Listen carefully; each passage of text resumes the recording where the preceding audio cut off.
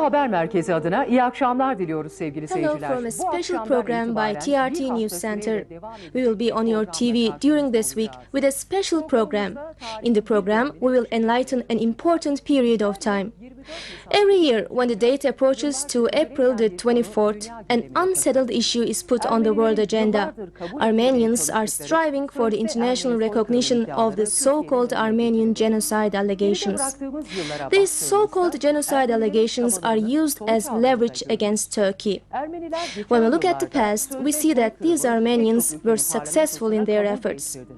Many countries' parliaments recognized the so-called genocide allegations as a result of these efforts. Now, the Armenian diaspora is trying to persuade the European Union authorities to consider the so-called genocide allegations as a prerequisite for Turkey's membership. On the other hand, Turkey took a serious step forward with the strongest arguments ever before. This initiative is backed by government, opposition, and civil society organizations. In this program, starting from the historical process, we are going to convey the truth concerning all dimensions of Armenian issue.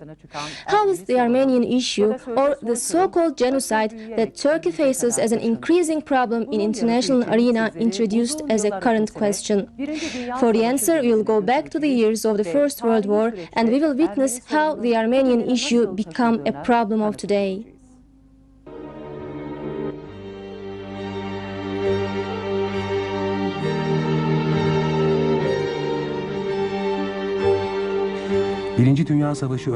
The most important project of the Western states before and during the war was to disintegrate the Ottoman Empire and share its territory.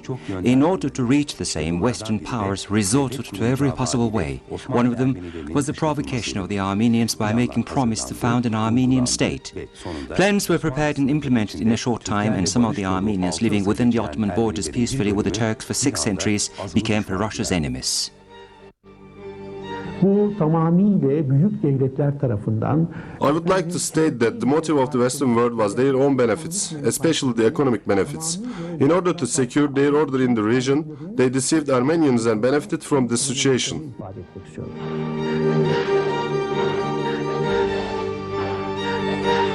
In fact, during centuries, Armenians were appreciated more than any other minority within the Ottoman Empire for their expertise in handicraft trade and their loyalty to the state.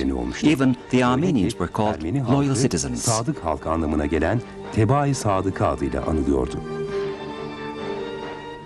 O kadar iç içe girilmiş ki Osmanlılar onlara çok güveniyorlar. Armenians were active in every field of life.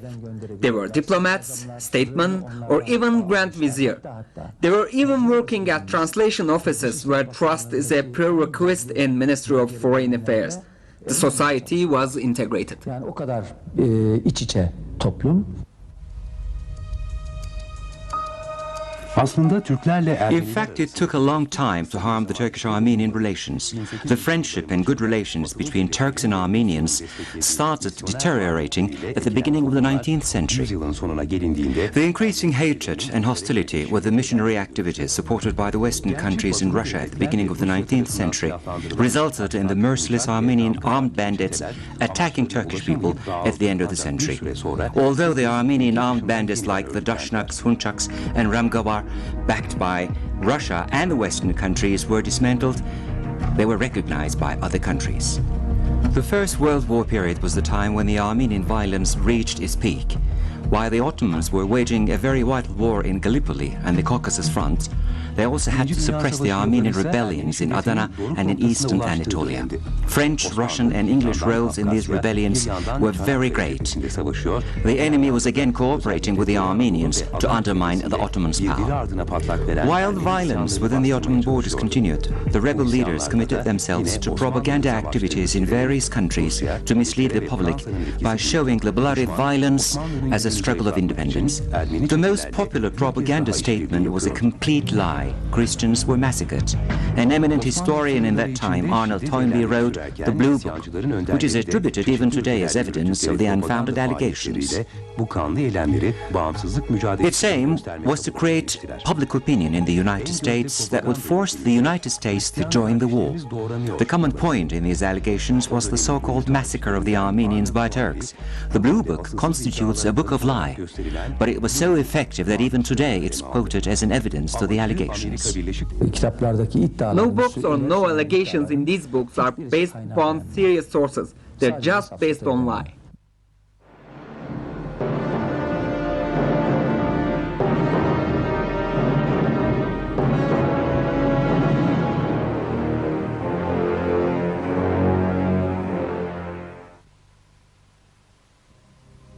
The Ottoman army was in a very difficult situation when the propaganda activities in various countries were intensified, and some part of the country was experiencing the violence of the Armenian bandits.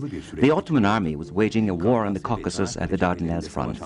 The Ottoman army authorities arrested and tried the leaders of the rebellious Armenian groups on the 24th of April 1915. But these arrests couldn't prevent the revolt. Most of the Armenians participated in the Russian army, imagining an independent state in mind. Then some of the Armenians continued to fight in French uniforms against Ottomans, and Ottomans decided to put a new plan into practice upon this. Osmanlı bir süre sonra yeni bir yöntem deneyecekti.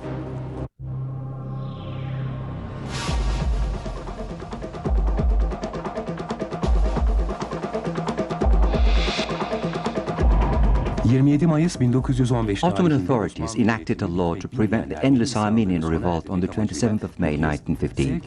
The aim of this law was to direct the Armenians to the cities which were outside of the war region, and by this they aimed to end the merciless Armenian violence.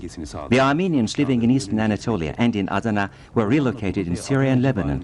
The population balance between the Turks and the Armenians relocated in Syria and Lebanon was taken into consideration. After this date, Armenians alleged that they had been subjected to genocide during relocation in every opportunity they found. This propaganda continued for 90 years. Her fırsatta yer değiştirme sırasında soykırıma uğradıklarını iddia ettiler. Osmanlı Devleti bu nakil kararını aldığı zaman Upon the relocation law, Ottoman authorities issued a decree ordering the province authorities to protect the Armenians during relocation, and any misuse of duty by Ottoman officers or assailants of bandits to the Armenians would be harshly punished. The decree was issued, and when these kind of events occurred, Ottoman authorities punished the criminal. Even the Ottoman officers who misused their duty were taken to court-martial.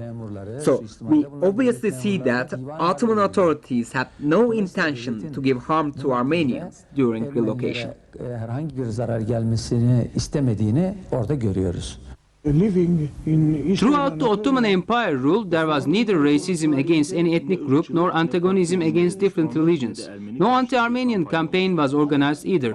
However, the Armenians revolted against the empire with the support of the Tsardom Russia. Then Ottomans enacted a law that envisaged the relocation of Armenians in the empire territory and let them migrate to south. Because of the wartime situation, some Armenians lost their lives. In official documents, we see that the Ottomans had taken all the necessary precautions. But let's imagine the migration of 500,000 people.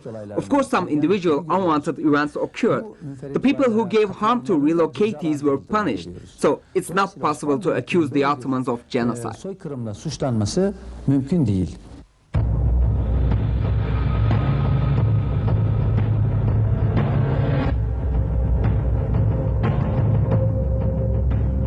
The Armenians, most of whom were directed to Lebanon during relocation, moved to many different countries. In the press of the countries which were waging war against Ottomans, there was a strong propaganda alleging a mass massacre in Ottoman territory. For many Armenians, this lie was an opportunity in their life. They uttered the same known lie: "We could hardly save our lives." The Armenians who moved to Western countries under their auspices continued to express the unfounded genocide allegations from that day on. İşte o günden bugüne yeni ülkelerinde de asılsız soykırım iddialarını sürdürdüler.